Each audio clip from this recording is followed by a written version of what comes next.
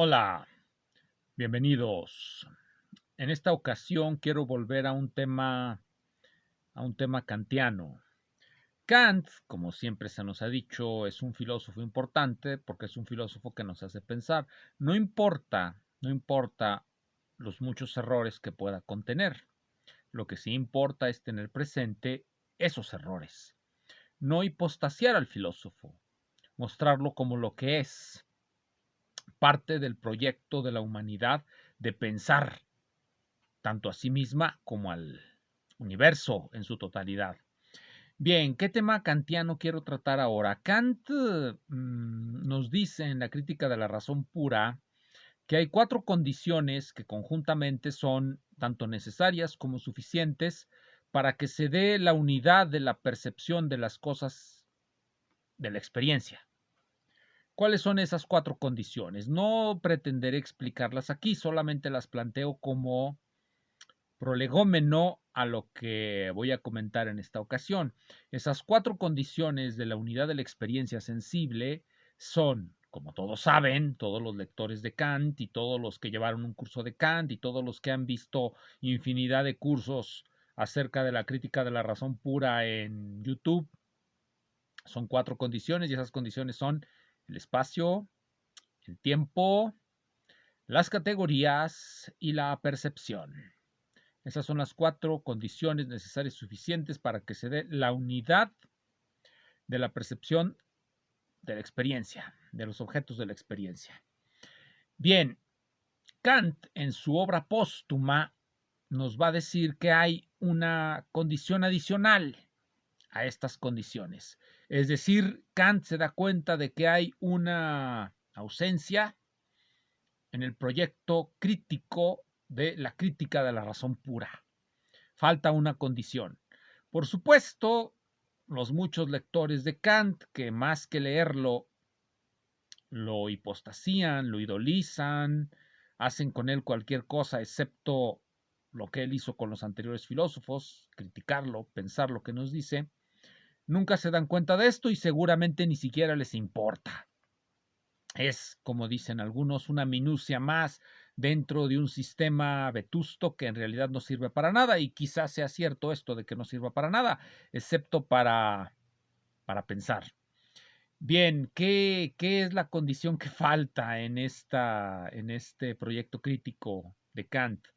Bien, lo que falta, la condición que falta es que Kant demuestre de manera irrebatible la existencia de algo que se llama éter y que él también denomina en ocasiones calórico, y uno puede inmediatamente ver cómo muchos de esos jóvenes filósofos que idolizan a Kant y que saben tanto de Kant no saben qué es el éter, menos saben qué es el calórico. Y no tienen por qué saberlo, ya que estos conceptos los toma Kant de la física y a lo que remiten, bueno, en la época de Kant remitían a muchas cosas y de hecho en la obra póstuma de Kant hay una cierta conflación de los diferentes tipos de éter que no habían sido unificados en esa época. La unificación del éter será cosa de la teoría electromagnética y va a ocurrir hasta finales del siglo XIX, así que en la época de Kant, digamos finales del siglo XVII, finales del siglo XVIII, principios del siglo XIX, pues ciertamente no había ninguna unificación del éter, de los diferentes éteres, y convivían tanto el éter luminífero como el calórico o éter calorífico, y todos estos aparecen en la obra de Kant y Kant los conflaciona a todos. Ciertamente los conflaciona por la necesidad de su demostración de su irrebatible existencia. El éter calórico es ese medio continuo por el que supuestamente se transmite el calor. El éter luminífero es también ese medio continuo por el que se transmite la luz. En la medida en que consideremos que el calor y la luz son fenómenos que no tienen nada que ver, supondremos que los medios por los que se transmiten también son medios distintos que nada tienen que ver. En la teoría electromagnética de Maxwell, pues nosotros sabemos que el éter luminífero coincide con el éter electromagnético porque la luz es un fenómeno electromagnético y ciertamente la propagación del calor por radiación en el espacio también va a terminar por ser identificado como un fenómeno electromagnético. En este sentido, Maxwell logra la unificación de la luz con la electricidad a través de la unificación de los distintos éteres. Siempre será interesante saber cómo se daría esta identificación, esta unificación, sin que hubiera existido la teoría del éter. Ese es un resultado, digámoslo así, heurístico de esa cosa que está ahí, que se llama éter. Bien, esto es a lo que va a hablar Kant, del éter. Y ciertamente es necesaria esta introducción de qué es más o menos el éter y por qué se considera que son diferentes el éter calorífico o calórico y el éter luminífero. Son diferentes porque los fenómenos físicos a los que remiten se suponían diferentes a fines del siglo XVIII. El medio por el que se transmitía el calor no era necesariamente el mismo por el que se transmitía la luz y ninguna de estas dos formas de transmisión de una influencia a través de un medio necesariamente eran la misma. No se podían reducir de manera obvia a una misma raíz común, que sería la propagación electromagnética. Bien, quiero continuar con esto citando nuevamente a Peirce. Voy a citar a Peirce, al Peirce del volumen 1 de sus obras reunidas y del artículo que ya discutí, que se llama La fijación de la creencia. Trae una frase que me parece que describe muy bien el destino final de ese proyecto kantiano. Y preguntémonos, y preguntémosle a nuestros profesores expertos en Kant, ¿qué significa que a final de cuentas el éter no tenga ninguna relevancia en el conocimiento físico? Que es el resultado que se obtuvo a principios del siglo XX en la teoría de la relatividad de Einstein. El éter, ya unificado en la teoría maxwelliana, deja de ser importante porque Einstein construye una teoría en la que las funciones que tenía el éter en la teoría de Maxwell desaparecen. Se pueden simplemente evitar su necesidad. Preguntémosle a los kantianos qué significa esto. ¿Significa acaso que el proyecto crítico de la crítica de la razón pura queda incompleto, queda inconcluso? ¿Que no hay manera de realmente llevar a buen y feliz término esa idea de encontrar las condiciones necesarias suficientes de la constitución del objeto de la experiencia? Dejémoslo ahí, dejémoslo ahí. Hay muchos sabios que nos lo podrán responder. Yo no soy de esos sabios. Bien, lo que nos dice Peirce es esto. Uno puede estar seguro, nos lo dice en la página 169, es el artículo La fijación de la creencia, tomado del libro que ya mencioné y que ya mostré. Dice así, uno puede estar seguro de que aquello que la investigación científica ha puesto fuera de toda duda, recibirá instantáneamente una demostración a priori por parte de los metafísicos. Lo voy a reiterar porque es muy interesante. Uno puede estar seguro de que aquello que la investigación científica ha puesto fuera de toda duda, recibirá instantáneamente una demostración a priori por parte de los metafísicos. La filosofía se vuelve una suerte de confirmación de lo que ya confirmó la ciencia, lo que nos dice aquí Peirce. Podemos estar seguros de que aquello que la ciencia ha dejado fuera de toda duda recibirá una demostración a priori de los metafísicos. En la época de Kant, no cabían muchas dudas acerca de la existencia del éter.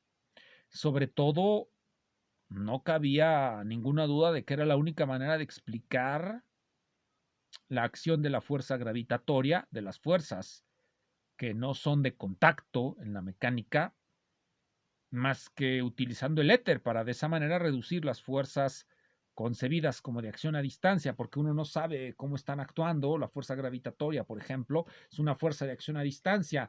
¿Cómo actúa? ¿Qué hay entre los cuerpos que son atraídos? Lo mismo pasa con la interacción eléctrica o la interacción magnética. Dos magnetos se atraen, pero ¿qué los atrae? ¿Qué fuerza hay entre ellos? ¿Cómo se da ese proceso?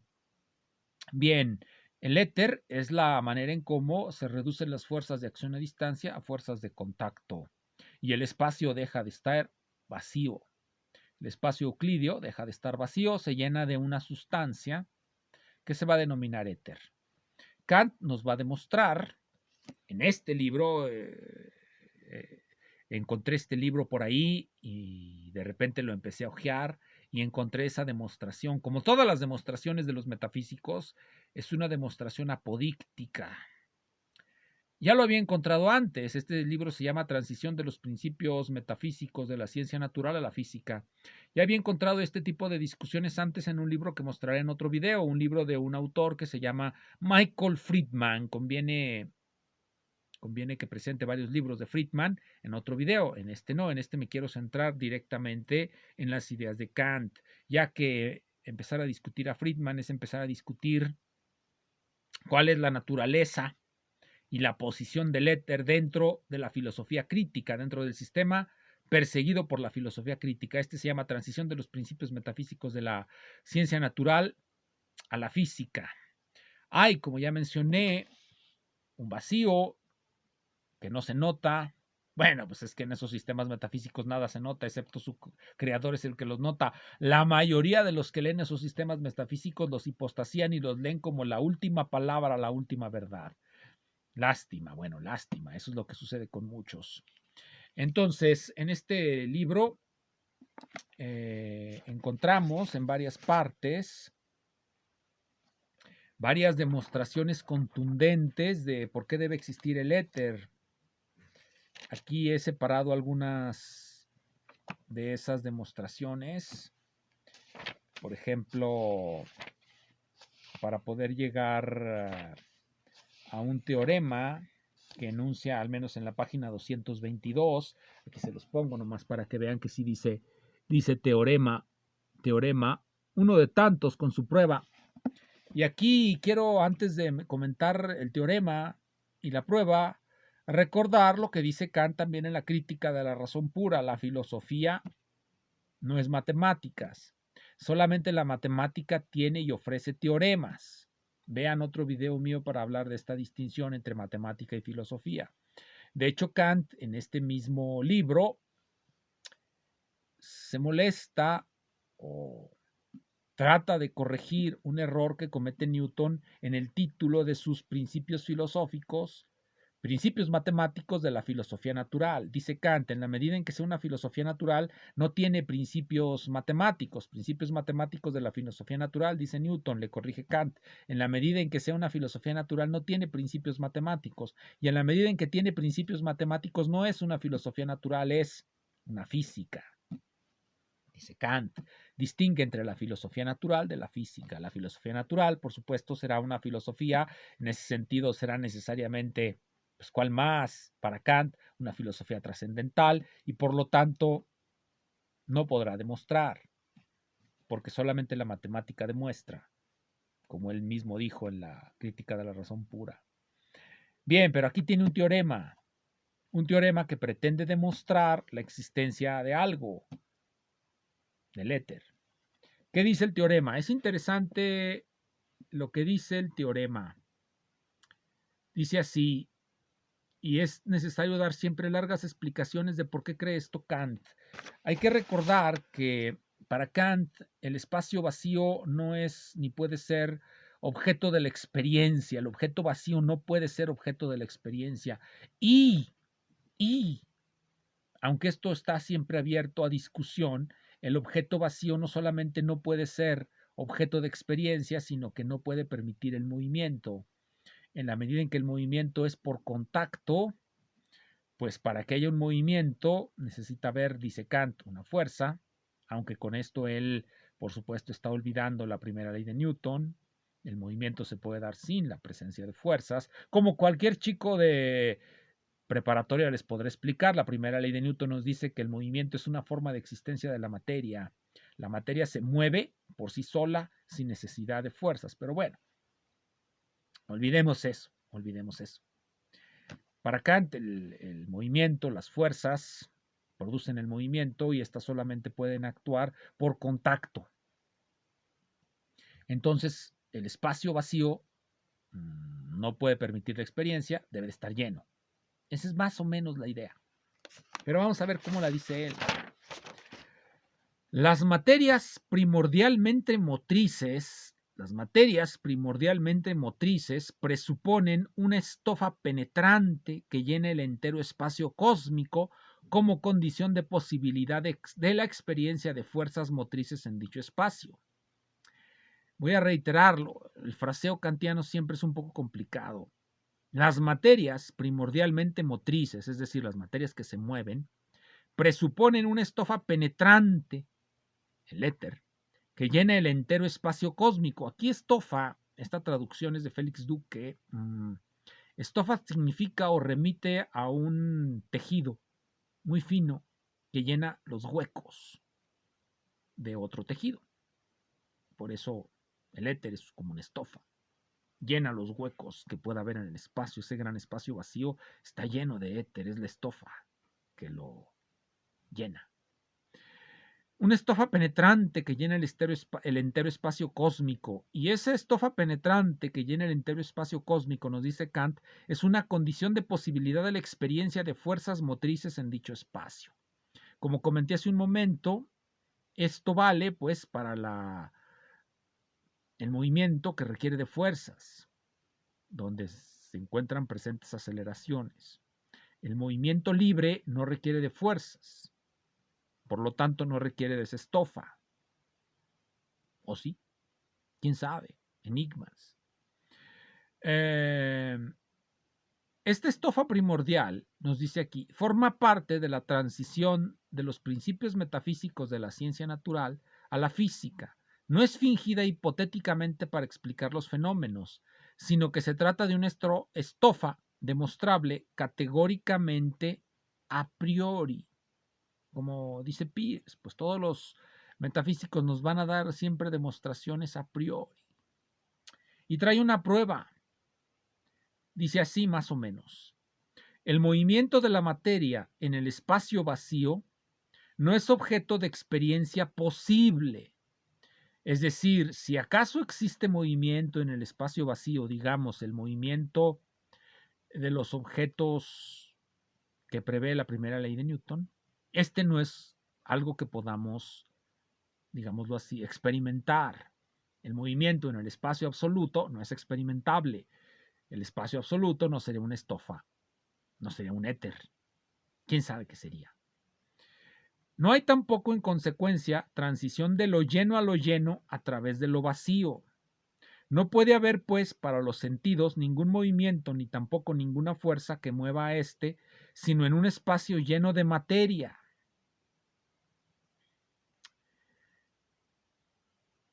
Bueno, esto es sorprendente. Ahora bien, con más o menos estofa cósmica, puede haber solamente un espacio, el cual es igualmente el solo medium para el movimiento local de los cuerpos, y dado que a través del espacio vacío no hay objeto alguno de experiencia posible, y en un espacio lleno no tiene lugar ningún movimiento de cambio local, sino que la materia que lo ocupa activamente no puede ser en el mismo lugar, más que internamente motriz, tendrá entonces que ser reconocida como estofa motriz primordial, no inventada hipotéticamente, sino real según sus propias fuerzas. Bueno, ahí está. Y lo demuestra de muchas maneras. Indicación de que ninguna demostración le parece contundente. Pero bueno, esto es siempre interesante de los filósofos. Si acaso había un hueco en la crítica de la razón pura y ese hueco pretendía ser llenado con el éter, muy bien, que se llene, muy bien, que existe el éter para mayor gloria de la crítica de la razón pura, del proyecto crítico de Kant y de la filosofía trascendental, aunque, como demostró Einstein, ese éter sea innecesario para la física. El hueco entonces sería entre la filosofía trascendental y la física como ciencia natural. Peor para la física, dirán los admiradores de Kant. Bueno, ni modo, tendremos que hacer física sin ellos. Gracias.